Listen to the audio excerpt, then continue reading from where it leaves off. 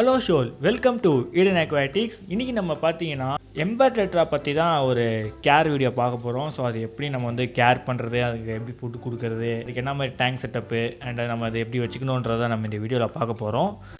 Okay. So இது வந்து நம்ம சப்ஸ்கிரைபரோட ரிக்வெஸ்ட்டும் கூட. ஆக்சுவலி பார்த்தீங்கன்னா என்னால் வந்து அந்த இமேஜை ஸ்க்ரீனில் ஆட் பண்ண முடியல, பிகாஸ் அது வந்து என்னோடய பழைய ஃபோனோட போயிடுச்சு. ஸோ எனக்கு திடீர்னு தோணிச்சு அவர் கேட்டிருந்தாருன்னு. ஸோ அதான் திடீர்னு மேக் பண்ணலான்னு வந்துட்டேன். ஸோ ஓகே ஷோர், வீடியோக்குள்ளே போயிடலாமா? அதுக்கு முன்னாடி நீங்கள் யாராவது நம்ம சேனலுக்கு புதுசாக வந்திருக்கீங்கன்னா மறக்காமல் லைக் பண்ணுறீங்க. அப்புறம் உங்கள் ஃப்ரெண்ட்ஸுங்க யாராவது இந்த மாதிரி வீடியோஸ் பார்ப்பாங்கன்னா உங்களுக்கு ஷேர் பண்ணி விடுங்க. அண்ட் உங்களுக்கு விருப்பம் இருந்தால் மெம்பர்ஷிப்லேயும் ஜாயின் பண்ணிக்கோங்க, ஓகேங்களா? ஸோ வாங்க வீடியோக்குள்ளே போயிடலாம்.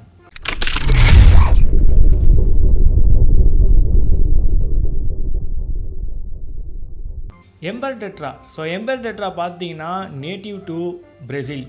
ஸோ பிரேசில் நேட்டிவாக இருந்தாலுமே நம்மளுக்கு வந்து இது வந்து பார்த்தீங்கன்னா கேப்டிவிட்டி ப்ரீட் பண்ணி தான் நம்மளுக்கு வந்து சேல் பண்ணுவாங்க. இந்த எம்பர் டெட்ரா பார்த்தீங்கன்னா நல்லா ஒரு ரெட் கலரோடையும் இல்லாட்டி வந்து ஒரு ஆரஞ்சு கலரோடையும் நல்லா அழகாக இருக்கும் இந்த டெட்ரா. ஸோ இந்த டெட்ரா வந்து ஒரு சின்ன டெட்ராவாக கிட்டத்தட்ட பார்த்தீங்கன்னா அதால் வந்து 1.6 இன்ச்சஸில் இருந்து 1.8 இன்ச்சஸ்க்குள்ளே வளர்ந்துடும். இங்கே யாராவது ஒரு நேனோ டேங்க் செட் பண்ணணும்னு நினைக்கிறீங்கன்னா இந்த டெட்ரா வந்து ரொம்ப கரெக்டாக இருக்கும். மினிமம் டேங்க் சைஸ் பார்த்தீங்கனாலே வச்சுக்கோங்களேன் 1 ஃபீட்டு ஆர் 1.5 ஃபீட் தான். ஸோ அந்த அளவுக்கு நீங்கள் டேங்க்லேயே இந்த மீனை வந்து வச்சிடலாம். ஸோ இது வந்து நீங்கள் வைக்கிறீங்கன்னா ஹெவி பிளான்டட் டேங்க்கில் வச்சிங்கன்னா ரொம்ப நல்லாயிருக்கும். ஸோ இந்த டெட்ரா வகையெல்லாம் வந்து பிளான்டட் டேங்க்கு ரொம்ப ஏற்றதாக இருக்கும். ஸோ பிளான்டட் டேங்க் ஸ்பீஷஸ்லாம் பார்த்தவங்கன்னா மோஸ்ட்டாக நிறைய சின்ன சின்ன ஸ்பீஷஸ் தான் தேர்ந்தெடுப்பாங்க. ஸோ அவங்களுக்குலாம் இந்த எம்பர் டெட்ரா ஒரு ஃபேவரட்டான ஸ்பீஷஸாக இருக்கும். ஸோ நீங்கள் வந்து இந்த மீனை டேங்க்கில் வைக்கிறீங்கன்னா மினிமம் ஒரு 6 to 10 ஃபிஷ்ஷஸ்க்குள்ளே வைக்கிறது ரொம்ப நல்லது. பிகாஸ் பார்த்தீங்கன்னா இவங்க வந்து ஒரு ஸ்கூலிங்காலாம் இருக்க மாட்டாங்க, அப்படி இப்படி செதறி ஒரு குரூப்பாக தான் இருப்பாங்க, ஓகேங்களா? ஸோ வந்து ஒரு குரூப்பாக இருக்க விரும்பக்கூடிய மீன் இது. ஸோ அதனால் நீங்கள் வந்து இதை ஒரு 6 to 10 ஃபிஷ்ஷஸ் வச்சுருந்தா ரொம்ப நல்லது. சிங்கிளாவோ இல்லாட்டி ஒரு பேராவோ வச்சிங்கன்னா அது ஸ்ட்ரெஸ்ஸில் இருக்கும், இல்லாட்டி பயந்துருக்கும். ஸோ அது வந்து கொஞ்சம் பயந்து டேங்கில் நீந்தோம். ஸோ நீங்கள் வந்து ஒரு சின்ன குரூப்பாக வச்சுருந்தீங்கன்னா கொஞ்சம் கம்ஃபர்டபுளாக நீந்தோம். ஸோ அது வந்து பார்க்கவே நல்லாயிருக்கும். இது ஒரு gender identification. So gender identification பார்த்தீங்கன்னா நீங்கள் வந்து சிம்பிளாக ஐடென்டிஃபை பண்ணிடலாம்.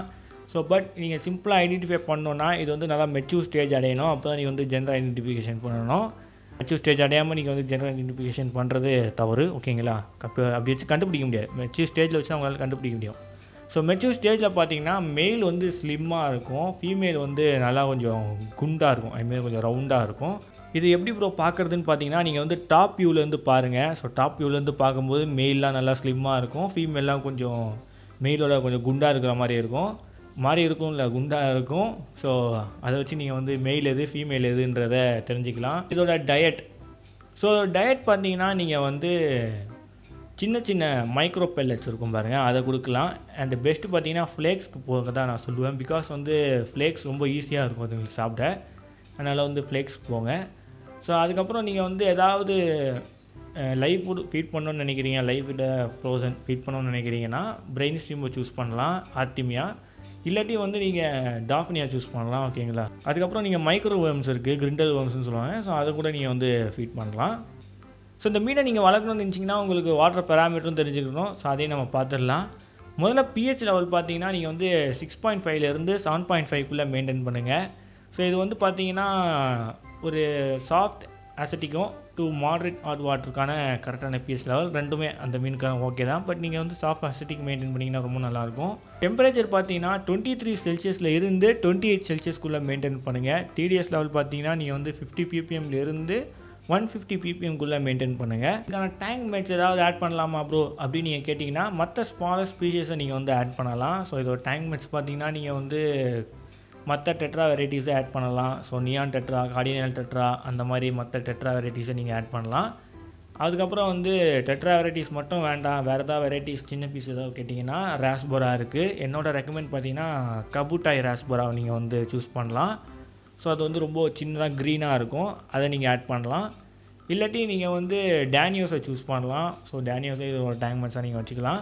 பாட்டம் டொல்லிங்க்கு நீங்கள் வந்து கோரி கேட் ஃபிஷ்ஷஸாக சூஸ் பண்ணலாம். ஸோ கோரி கேட் ஃபிஷ் பார்த்தீங்கன்னா என்னோடய ரெக்கமெண்ட் வந்து பிக்மி கோரிஸ் இருக்கும். ஸோ பிக்மி கோரிஸ் பார்த்தீங்கன்னா ரொம்ப சின்னதாக இருக்கும். ஸோ அதை சூஸ் பண்ணலாம். ஸோ உங்களுக்கு அது கிடைக்கலன்னா மற்ற கோரி கேட் ஃபிஷஸ் கூட வச்சுக்கலாம். ஓகேங்களா?